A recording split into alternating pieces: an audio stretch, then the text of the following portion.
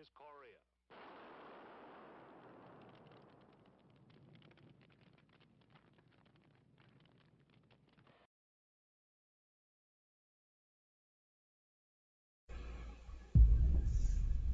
The division of Korea into the North and the South at the end of World War II was a beneficial event for the future of civilization because it slowed the communist expansion throughout Asia. It fueled the Red Scare, which enforced the militarization against the communist governments expanding across the world. The division also created a demilitarized zone crossing over the 38th parallel between the North and the South, which in turn stopped frontline fighting between the two. American attitude towards racism through the terrible treatment of African American military soldiers during the Cold War also changed for the better.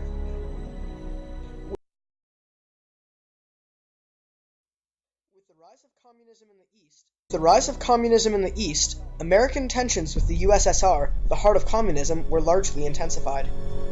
Something was born during this period of tension. This something was the Red Scare. The Red Scare was the name given to the American population's general fear of communists, socialists, and anarchists. The fear was centered on communism, though. After World War II, many countries under the possession of Nazi Germany were split between the Allied powers. Korea, being one of these countries, was split between the US and the USSR. When communism began to spread, the USSR strongly imposed communism on the North, whereas the US enforced capitalism upon the South. Tensions in the USA rose dramatically, and the Red Scare became an even greater threat to the sanity of the United States. Syngman Rhee became the first president of South Korea in 1948. In that same year, Kim Il-sung became the supreme leader of North Korea. Syngman Rhee was largely supported by the US, and Kim Il-sung was largely supported by the communist powers. This was a problem from the start, as it looked like a war was inevitable. The looming war fueled the Red Scare even further. The more the scare increased, the more American militarization was mobilized, and the more the populace became scared, the more the American militarization gained support.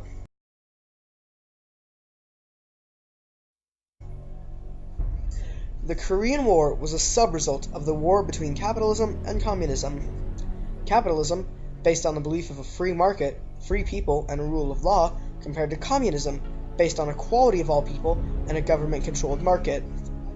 These two ideologies conflicted with each other because of differing economic and social policies. The USSR being the world superpower with communistic beliefs, and the USA being the world's capitalist superpower, fought in many proxy wars during the Cold War. Proxy wars are wars fought indirectly between world powers. The USSR and the USA took differing sides in the Korean War. The USSR took the side of the North, imposing the belief of a communistic government, and the USA took the side of the South, imposing their belief of capitalism.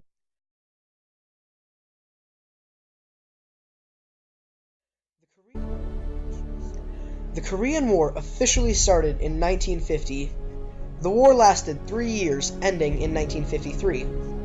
After the war, the North and the South Koreans still despised each other. Keeping the two countries on a close border was very risky, and there was a high chance that frontline fighting would break out again. The US proposed a solution. A demilitarized zone was to be created along the 38th parallel, dividing the countries. The Armistice Agreement was signed on July 27, 1953. The zone was to be guarded by UN and ROK troops.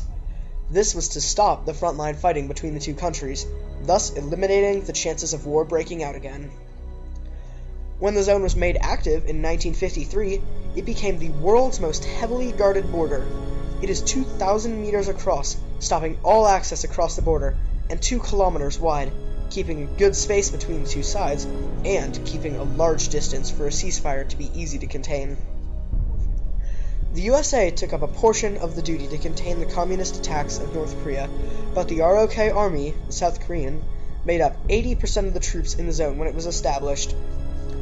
Though the attacks were mostly stopped, sometimes one of the two countries would fire at the other, and since no peace treaty was actually signed between the two, in certain instances lives were even lost. At multiple points, people lost their lives. At one point, a South Korean naval vessel was torpedoed by the North Koreans. The North Koreans willingly took the blame, claiming that their southern opponents started the fighting. This explosion caused tensions and aggressions between the North and the South to increase, with 47 deaths in total. The next major attack North Korea launched was a series of large artillery shells targeting a South Korean island where military training was in progress.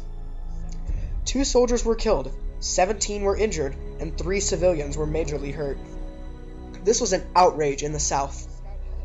In response, a scout helicopter was sent to the north to spy, but returned with no knowledge of any more missiles. Though the DMZ is in action, fighting cannot be totally ceased due to no prior peace treaty being signed and the ongoing war between the two. American perspective on racism to the African American soldiers in the Army and in our daily lives changed during the Korean War. The 24th Infantry of the 8th Army was an all-African American unit with white superiors. They were trained poorly, like all African American soldiers were. People dropped out of this unit due to poor treatment frequently. Due to the absence of soldiers, those in this unit would escape the battlefield at the sight of an enemy sniper, or a single mortar shot. When fleeing from the battle occurred, their superiors did not do more than simply call them back. The division eventually disbanded.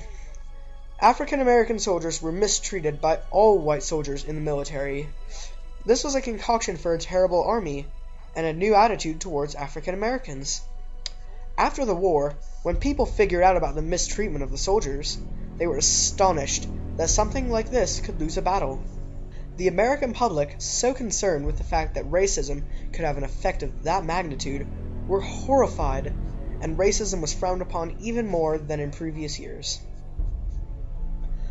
The way African American soldiers were treated during the Korean War was unacceptable, and it helped many people's perspectives towards racism change. The Korean DMZ has saved many lives through less frontline border warfare. The increase of the Red Scare helped the Americans and other capitalistic countries militarize against the communist expansion in Eurasia. This whole process of the Korean War changed the world and civilization forever, for the advance of society, for the future of human nature, and the betterment of civilization.